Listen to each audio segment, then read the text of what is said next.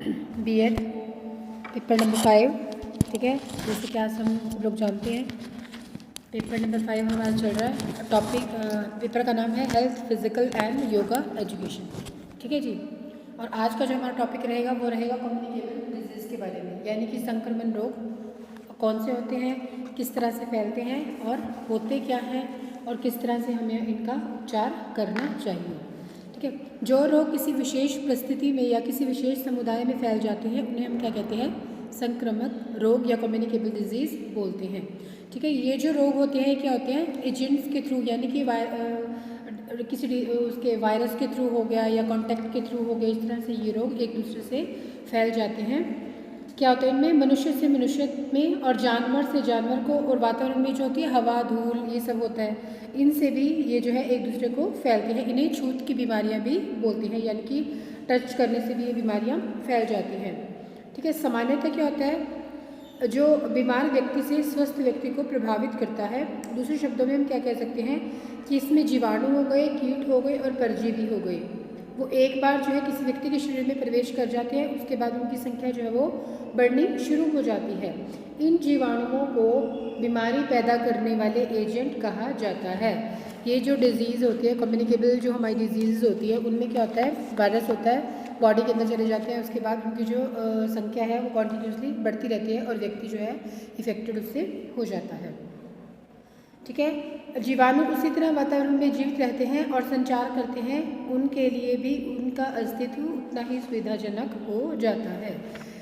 It means कि ये जो जीवाणु हैं वातावरण में रहते हैं, उनसे ही अपना भोजन बनाते हैं और पनपते हैं और अपनी जो संख्या लगातार बढ़ाए रखते हैं।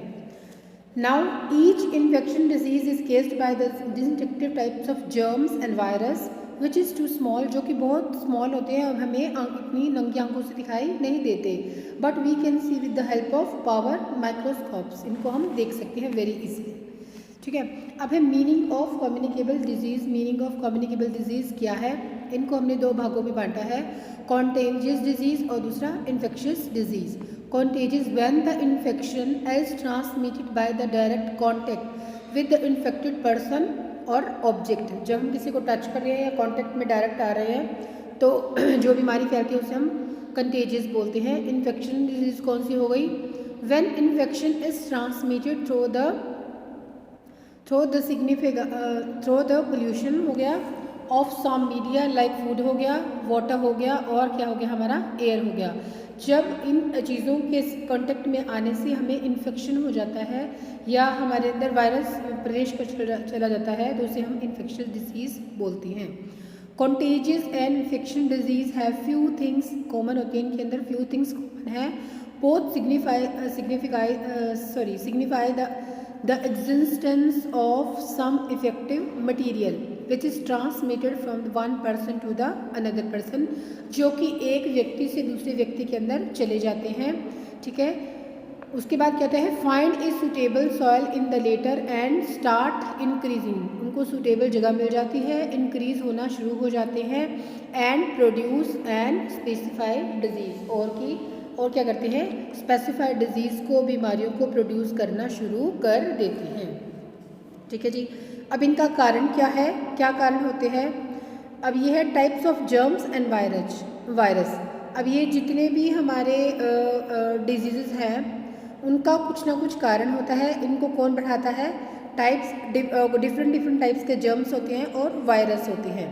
One type of germs can cause only one particular disease, so there is difference in the site of infections and severity of symptoms. सबके जो symptoms हैं, इनकी जो infections है वो different होता है, अलग अलग होता है। Other living things, germs also require suitable condition for food हो गया, temperature हो गया, moisturizer हो गया and और क्या moisture उनको मिलता है, किस तरह से उनको moisture मिल रहा है, तापमान कितना मिल रहा है, इस तरह से वो फैलते हैं, ग्रो करते हैं, और रिप्रोडक्शन उनका क्या है, और उसके बाद क्या है, infection disease became a community problem, सबकी समस्या जो है वो बन जाती है, ठीक है। The infection disease is either through the mouth due to communicable food और लिक्विड एंड अनवॉश्ड हैंड। कई बार कैसी होती है, फूड से हो जाती है, हम अपने हैंड्स को वॉश नहीं करते और डायरेक्टली कुछ खा लेते हैं तब भी हो जाती है, और लिक्विड चीज़ों से भी हमें हो जाती है।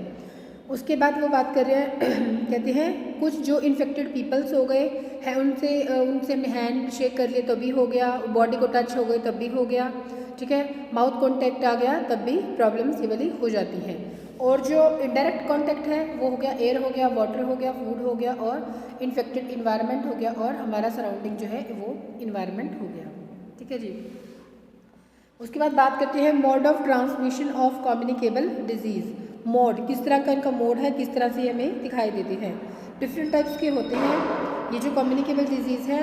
Some germs are like as a comma के शेप में बने होते हैं, सम आर बैंडिंग स्टिक्स की तरह बने होते हैं, एंड सम आर वाटरवेज की तरह होते हैं, and some are T type होते हैं। देखिए किस किस तरह से होते हैं। कोमा टाइप हो गए,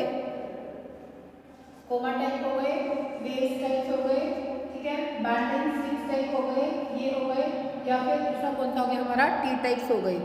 दूसरा होते हैं हमारे ये हो गए हमारे टी टाइप हो गए, इस तरह से हो गए। ये क्या है, मोड है इनका। जो ये कहते हैं जो वायरस है, ये जो भी हमारी बॉडी के अंदर ये जो जर्म्स फैल जाते हैं उसके जो है इनके टाइप्स हमें बताए गए हैं।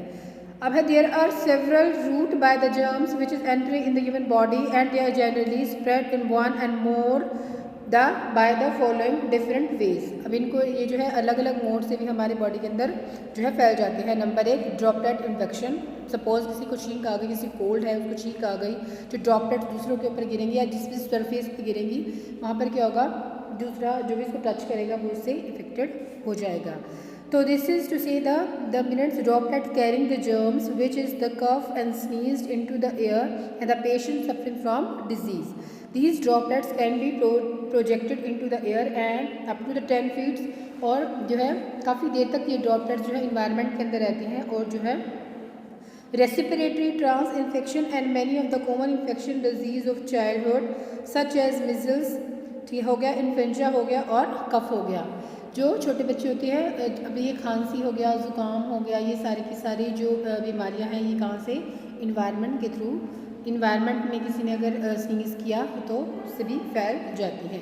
सेकेंड है हमारा ओरल फेशियल स्प्रेड्स। अब क्या है, the next common mode of spread by the infection food से हो गया, वाटर से हो गया एंड डर्टी हैंड से हो गया, जिनसे तो खाना बनाया जा रहा है या फिर उनसे खाना खाया जा रहा है, ठीक है। And low standard of person hygiene among the kitchen workers caused by the, मतलब अच्छे जो है किचन के अंदर अगर क्लीननेस नहीं होगी, सफाई नहीं होगी, या लो स्टैंडर्ड के जो है किचन में खाना बना रहे हैं वहाँ पर जो चारों तरफ डर्ट है, वायरस हैं, तो ये भी खाना इस तरह से भी बीमारियाँ फैल जाती हैं और ये हमारे जो है मतलब भोजन के अंदर जाके हमारा स्टमक जो है डिस्टर्ब कर देती है या इनकी हमारी हेल्थ को ख़राब कर देती हैं। Third one is direct contact. अब है कुछ बीमारियाँ ऐसी थी जो डायरेक्ट कांटेक्ट हैंडशेक करने से या फिर किसिंग करने से या फिर किसी का बेड शेयर करने से, क्लोथ शेयर करने से भी डायरेक्टली हमारे अंदर आ जाते हैं, जर्म्स आ जाते हैं और हम लोग इल हो जाते हैं। नंबर 4 है हमारा through intermediary host. The organism adopt various means like the lice, fleas and mosquitoes to carry the infection. अब जो है ये जो पानी पड़ा होता है इधर उधर सराउंडिंग में, वहाँ पर क्या होता है, मच्छर जो है पनप जाते हैं और फिर क्या होता है धीरे धीरे जो है उनके जो है वो ग्रो करने लगते हैं और उनकी संख्या धीरे धीरे बढ़ने लगती है। जैसे ही किसी को काटते हैं उसके अंदर जो है मलेरिया की जो है कीटाणु उसके अंदर चले जाते हैं। तो इस तरह से क्या होता है, या फिर यूँ कह लीजिए स्किन जो है दिक्कतें आनी शुरू हो जाती हैं। नेक्स्ट है थ्रो कट इन स्किन। अगर स्किन के ऊपर हमारे कट लग जाते हैं, for like sometimes cuts occur in the skin through the accident हो गया, शार्प ब्लेड से हो गया, नाइफ से हो गया और अदर सिमिलर वेपन से हो गया। तो जर्म्स एंटर कर जाते हैं through the such as cut skin spread the infection disease like tetanus etcetera, ठीक है। टेटनस हो जाता है इससे हमें, मीन्स अगर हमारी बॉडी के ऊपर कट लग गया या फिर कोई ब्लेड लग गया, कुछ भी ऐसी शार्प चीज़ लग गई तो वो जो हमारा घाव है वो ओपन हो गया। वहाँ पर जैसे ही वहाँ पर जो है सराउंडिंग इन्वायरमेंट के सराउंडिंग में आते ही टेटनस होने की संभावना जो है वो बहुत ज़्यादा बढ़ जाती है, मतलब स्किन जो है इन्फेक्टेड हमारी हो जाती है। थ्रो उसके बाद है infection resulting from the bacteria already with in the body disease carriers करती हैं। तो बहुत सारी ऐसी जो है बीमारियां होती हैं जो कि हमारी जो बॉडी है उसके अंदर बैक्टीरिया आज एंटर कर जाते हैं और हमारी हम डिजीज़ से घिर जाते हैं। तो when a person having disease germs and face then on the other without becoming ill himself is no the disease carriers, उसके अंदर चली गई हैं, उसे पता भी नहीं चलता है। डिजीज़ लाइक टिपोडिक हो गया मे स्प्रेड्स इन दिस वे, इस तरह से बहुत सारी बीमारियाँ टिपोडिक टाइप प्रॉब्लम्स हमारे अंदर चली जाएंगी। फिर उसके बाद है थ्रोट द जेंटाइल पैसेज, ठीक है। इस तरह से जो है हम ये देखते हैं कि जो कम्युनिकेबल डिजीज़ है डिफरेंट मोड से हमारे अंदर जो है एंटर कर जाती हैं और हमें जो है अब हम इस चीज़ के लिए कई बार अवेयर भी नहीं होते हैं। तो कॉमन सिम्टम्स कौन कौन से थे कम्युनिकेबल डिजीज़ के? नंबर 1 सबसे पहले क्या होता है, कुछ कॉमन सिम्टम्स। सबसे पहले शिवरिंग होनी शुरू हो जाती है। Shivering is one of the symptoms. The patient feels cold before and during the rise of temperature, उसका जो टेम्परेचर है वो राइज करने लगता है, बढ़ जाने लगता है। फिर उसके बाद क्या होता है, there is rise in temperature because of toxin produce due to germs when the upset balance between the heart productions हो गया, उसकी जो हीट है उसकी बॉडी से जो है हीट ऐसा लगता है कि जैसे हीट मतलब गर्मी निकल रही हो, उसकी बॉडी बहुत ज़्यादा गर्म हो जाती है। हीट जो है कंजप्शन ऑफ द बॉडी, मतलब हीट प्रोड्यूस भी होने लगती है और बहुत ज़्यादा कंज्यूम भी होने लगती है। फिर टेम्परेचर बढ़ जाता है, रैशेज हो जाते हैं स्किन के ऊपर। उसके बाद क्या है, वेस्ट उसके बाद है एक्यूमुलेट द स्वीट ग्लैंड्स, मतलब कुछ खाना खाने का मन भी नहीं करता, बॉडी पार्ट्स में पेन होनी शुरू हो जाती है, हेडेक होने लग जाएगा, नोजिया होने लग जाएगी, वॉमिटिंग आनी शुरू हो जाएगी। वेरी कॉमन से सिम्टम्स हैं जो कि हमें देखने को मिलते हैं, ठीक है। ये जो प्रॉब्लम्स हैं, ये जो बीमारियां हैं, डिजीज़ हैं, इनमें सबसे पहले क्या होता है, स्टेजेस ऑफ इन्फेक्शस डिजीज़। सबसे पहले जो है इंक्यूबेशन पीरियड होता है, then the second is active demonstrable period होगा, फिर डिक्लाइन पीरियड होगा, उसके बाद जो है लास्ट पीरियड जो है कन्विस इस तरह का जो है लास्ट पीरियड शुरू हो जाएगा जिसमें कि हम रिकवरी करना शुरू कर देंगे, पेशेंट जो है बीइंग्स रिकवर्ड होना शुरू हो जाएगा, ठीक है जी। उसके बाद क्या करना चाहिए, प्रिवेंशन या कंट्रोल आप किस किस तरह से कर सकते हैं, किस तरह से सावधानी बरत सकते हैं ताकि हमें इस समस्या का सामना थोड़ा ना करना पड़े और हम ठीक रहें। वेरी इंपॉर्टेंट है, it is very important that spread of infection disease be checked and control immediately उनको कंट्रोल कर लिया जाए। सबसे पहले हम क्या करेंगे, इन्फॉर्मेशन टू द अथॉरिटीज़ या नोटिफिकेशन देंगे, अथॉरिटीज़ को बताएंगे इसके बारे में। And the health authority will take immediately step to check the spread of this disease, ठीक है। जो भी जहाँ पर भी आपको ऐसा महसूस हो रहा है, स्कूल में, कॉलेज में, कम्युनिटी में, कहीं पर भी आप हैं, तो जो वहाँ पर हाई अथॉरिटी है उनको सबसे पहले हम क्या करेंगे, नोटिफिकेशन देंगे इस चीज़ों के बारे में, डिजीज़ के बारे में उनको बताएंगे ताकि वो जो है एक्शन ले सके। सच एज जैसे कुछ प्लेसेस होते हैं, सिम्टम्स जहाँ पे भी हमने देखे हैं, उनके प्रिवेंशन के लिए पब्लिक जो है place such as railway station हो गया, बस स्टैंड हो गया, this information is essential of in the case of disease like cholera, उसके बाद स्मॉल पॉक्स है, मलेरिया हो गया और प्लेग हो गया। देन सेकेंड जो है आइसोलेशन करना चाहिए, हमें पेशेंट को आइसोलेट कर देना चाहिए। अनदर इम्पॉर्टेंट काम हमने क्या करना है कि जो भी पेशेंट है जिसको भी ऐसे कुछ सिम्टम्स दिखाई दे रहे हैं उसको बाकी लोगों से थोड़ा डिफरेंट अलग कर देना चाहिए, ठीक है। हेल्दी पीपल्स उसको थोड़ा दूर ले जाना चाहिए। Who comes in the contact with him, the patient may be isolated in a separate room away from the member of his family. If there is no separation room, then the patient may be shifted to the isolated ward of hospital. इसको hospital में shift कर देना चाहिए। By those person who attend the patient should be allowed to go to his room, ठीक है। अब थोड़े से केयरफुल रहना चाहिए, पेशेंट से थोड़ा डिस्टेंस रखना चाहिए, उसको थोड़ा सा अलग से रूम में बिठाना चाहिए या फिर हॉस्पिटल वार्ड में उसको शिफ्ट कर देना चाहिए। उसके बाद थर्ड है हमारा डिसइंफेक्टिंग जो है आफ्टर रिकवर जो हो जाए तो क्या है, the patient and the clothes and the bedding utensils furniture, जितना भी सामान उस दौरान यूज़ किया गया था पेशेंट के थ्रू, उन सब चीज़ों को क्या है डिसइंफेक्ट करना चाहिए, जिससे क्या होगा, या फिर and his room be fumigated, उसके रूम को फ्यूमिगेटेड करना चाहिए। The absence of the steps infection pass the member the family after some time, means ध्यान रखना चाहिए कि बाकी लोग उन चीज़ों से इफेक्टेड ना हो। नेक्स्ट है हमारा good hygienic and sanitary practice. अब क्या करना है, जो भी सराउंडिंग में है पेशेंट के, जितना भी इन्वायरमेंट है, जितने टाइम में रह रहा है वहाँ पे जो है इस चीज़ का ध्यान रखना चाहिए कि जो प्रिवेंशन है और कंट्रोल है डिजीज़ का वो अच्छे से किया जाना चाहिए। जो रूम है वो क्लीन होना चाहिए, उसमें जो है कीपिंग हाउस के जो आर्टिकल है, यूटेंसिल है, उन सबको अच्छे से क्लीन करना चाहिए, डिसइंफेक्ट करना चाहिए, वॉश करना चाहिए सॉप के साथ, कुछ डिसइंफेक्ट के साथ। जो टॉयलेट यूज़ किया गया उसको भी डिसइंफेक्ट करना चाहिए। तो इन सब चीज़ों का ध्यान रखना चाहिए ताकि जो है जो भी पानी वो पी रहे हैं, जो भी भोजन खा रहा है, इन सब चीज़ों को जो है जो भी चीज़ें डिस्पोजेबल है उनको डिस्ट्रॉय कर देना चाहिए। और जो है कोशिश करनी चाहिए वहाँ पर लगा कॉन्टिन्यूसली स्प्रे करते रहें। उसके बाद है नेक्स्ट पॉइंट है हमारा इम्यूनाइजेशन। अब क्या, it is essential for the controlling the spread of infection disease, all the member of patient should take prevention in calculation.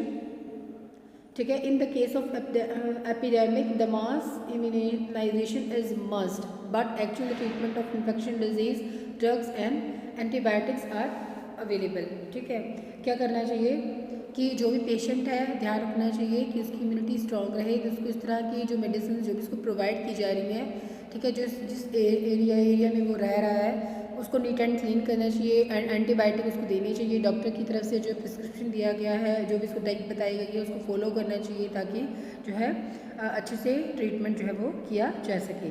Then है segregation. Person from the infected house must be, उसको क्या करना चाहिए, isolate करना चाहिए और जिसके house है उसको सैनिटाइज करना चाहिए। जो रिस्क है उसको, ताकि जो बीमारी फैलने का रिस्क है उसको थोड़ा सा कम किया जा सके या कंट्रोल में किया जा सके। या फिर पेशेंट को क्या करना चाहिए, क्वारंटाइन कर देना चाहिए ताकि वो थोड़ा अलग रहे और जो है जो कीटाणु है वो इतने ज़्यादा नहीं फैले। फिर है फ्यूमिगेशन करनी चाहिए और नेशनल जो है मेजर और टाइम टू टाइम गवर्नमेंट को क्या करना चाहिए, to any disease or national means are adopted by the erectic and any disease from the scenes. Due to national efforts, the smallpox has been eradicated from the India and similar in India is trying to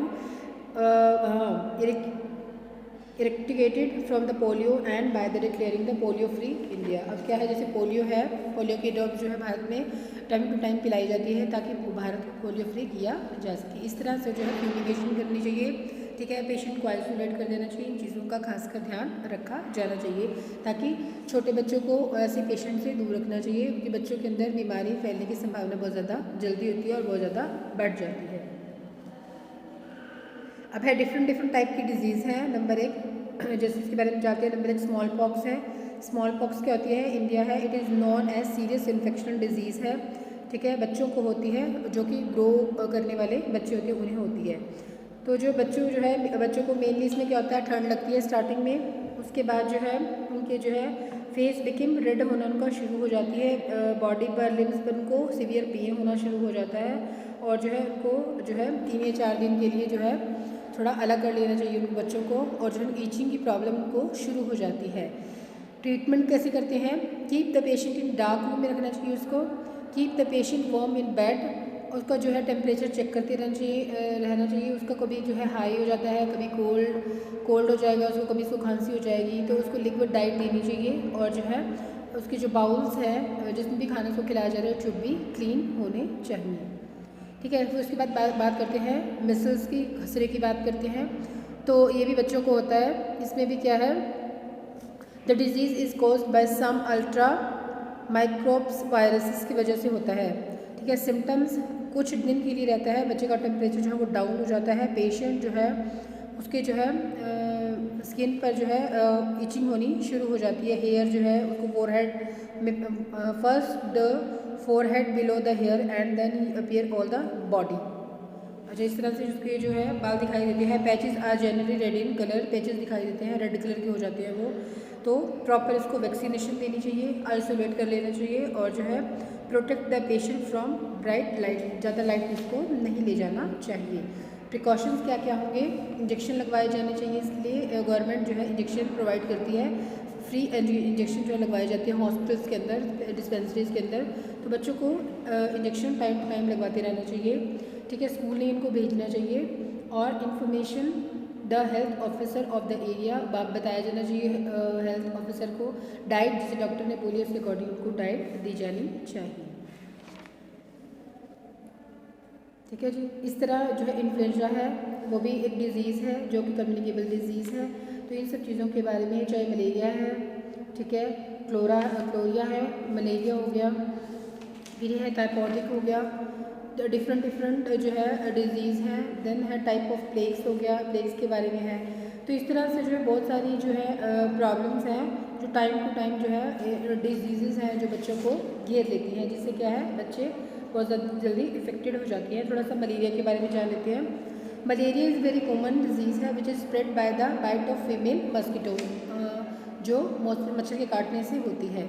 malaria is infection caused by the protozoa, ठीक है, producing fever करता है, shivering करता है और sweating करता है।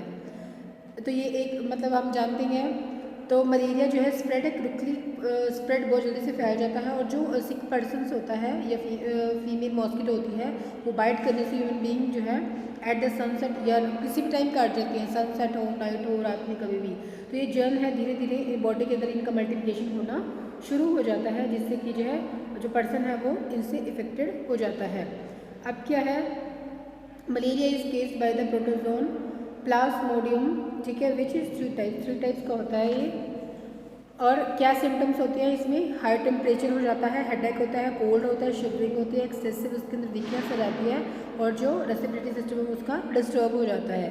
तो ट्रीटमेंट कैसे करना है हमने इसका, keep the patient warm in bed during the attacks of chills, ठीक है। उसको जो है कभी कभी ठंड धीरे धीरे जो है इस तरह से उसको लगता है कि बहुत ज़्यादा कंपी हो रही है, ठंड लग रही है, ठीक है। Give him light liquid diet देनी चाहिए उसको, ठीक है। उसको जो टेम्परेचर है उसका 104 तक रहता है, ये इससे भी हाई चला जाता है कई बार। तो उसको लिक्विड डाइट दे, मिल्क दे, जूस दे, वाटर दे, एक्सेट्रा जो भी जिस तरह से भी डाइट डॉक्टर ने बताया है। And take the patient to nearly hospital, not near जो हॉस्पिटल है डॉक्टर की सजेशन लेनी चाहिए, वहाँ ले जाना चाहिए। ब्लड उसका टेस्ट कराया जाए। पॉजिटिव केस हो मलेरिया का तो use of drugs like the इनको जो है क्रोसिन हो गई, ठीक है। और ये जो भी मेडिसिन होती हैं फिजिशियन से कंसल्ट करके उनको ये मेडिसिन जो है देनी चाहिए और उनका ध्यान रखना चाहिए, ठीक है। तो ये था हमारा आज का टॉपिक। तो हमने क्या करना है, ये जो डिज़ीज़ है, इन्फेक्शन डिजीज़ है या कम्युनिकेबल डिजीज़ है, इनके बारे में अवेयर रहना है और कोशिश करना है हमारे सराउंडिंग में पानी इकट्ठा नहीं हो, गंदगी इकट्ठी नहीं हो, क्योंकि जहाँ पर पानी और गंदगी ये सब चीज़ें इकट्ठी होती हैं वहाँ पर बीमारी फैलने का खतरा बहुत ज़्यादा बढ़ जाता है, ठीक है जी। Thank you so much.